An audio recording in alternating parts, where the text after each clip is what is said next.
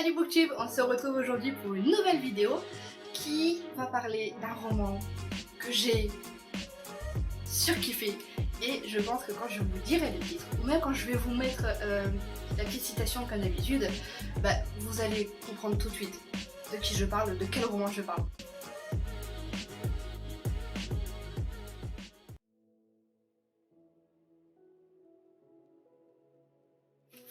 Alors, ce roman c'est Campus Driver de C.S. Quill, là c'est le tome 1, super mad.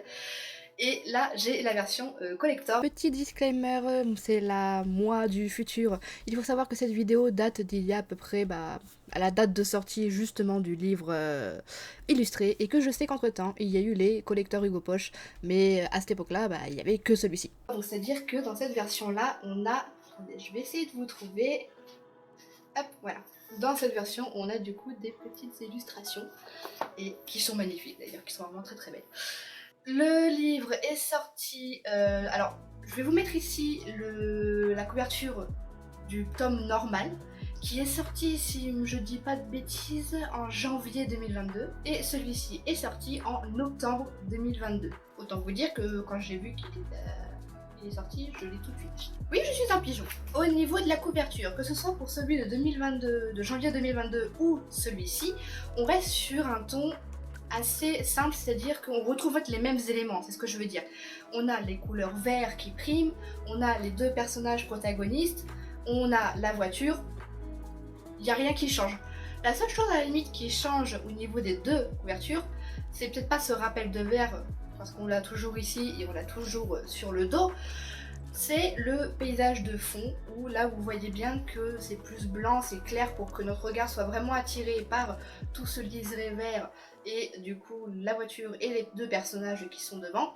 Alors qu'ici, si vous voyez bien, on a vraiment du coup le titre qui est mis en avant ici sur un fond bleu, donc d'une ville. Cette fois-ci on voit la ville derrière et nos deux personnages qui sont en premier plan, en sachant que au niveau du jeu de lumière sur ce dessin, ça reste quand même très fortement concentré sur nos deux personnages. Donc pour ceux qui ne le connaissent pas, mais à mon avis je pense pas qu'il y en ait beaucoup qui ne le connaissent pas, je vais vous lire le résumé. Comme d'habitude je vous le mets sur le côté.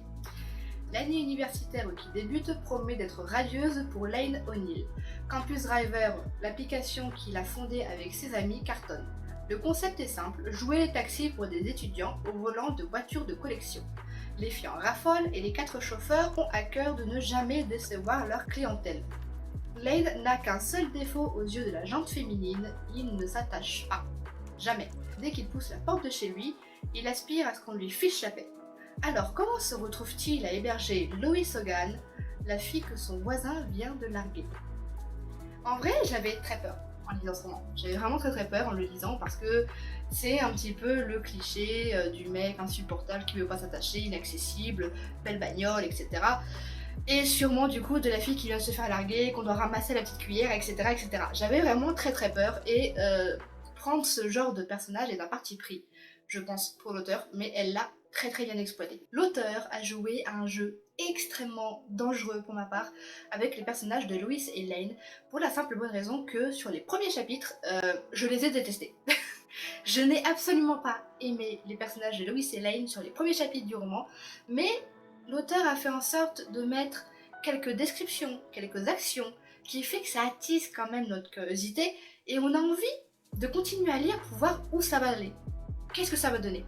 Et je le regrette absolument pas, parce que la manière dont évoluent les personnages, c'est magistralement bien écrit et bien géré. Leur évolution est très cohérente, mais elle n'est pas non plus miraculeuse comme on peut voir dans certains romans, c'est-à-dire que ça reste des jeunes, il faut dire ce qui est, ce sont des jeunes dans une université, c'est des jeunes adultes, donc ils ne sont pas parfaits et ils commettent des erreurs, mais des erreurs qu'ils arrivent à réparer, mais toujours de manière aussi cohérente. Et le point fort que j'ai trouvé dans ce roman, c'est que les personnages secondaires qui sont présents dans ce premier tome aident énormément les protagonistes, c'est-à-dire que au moment où les deux protagonistes sont plutôt en mode ouais, non, en fait, ça m'intéresse absolument pas, les personnages secondaires derrière, ils sont là, si, ça t'intéresse, mais tu ne le sais pas encore. Mais vas-y. Donc je trouve que c'est vraiment très bien géré. Et il y a un personnage secondaire que j'aime beaucoup, j'aime un peu plus que les autres, et je sais que le tome 2 lui est consacré. Je pense que pour ceux qui connaissent, vous savez lequel je préfère. Et c'est ça aussi qui est bien, c'est que l'auteur les a tellement bien intégrés que la suite que je vais lire, le tome 2 et le tome 3, sont consacrés à chacun de ces personnages secondaires. Donc c'est vraiment génial. L'ambiance en elle-même est géniale, on voit bien que c'est des jeunes, université, ils ont leurs projets, etc. Malgré peut-être le fait que je trouve Loïs un poil naïve, peut-être je dirais, dans le début du tome, vraiment c'est le genre de truc que j'aime pas trop, on va dire au niveau comportement. Mais petit à petit, Lane va, on va dire un petit peu, la pousser pour sortir de cet état dans lequel elle se trouve. Peut-être pas forcément de la bonne manière, mais ça marche. Donc du moment que ça marche, tant mieux.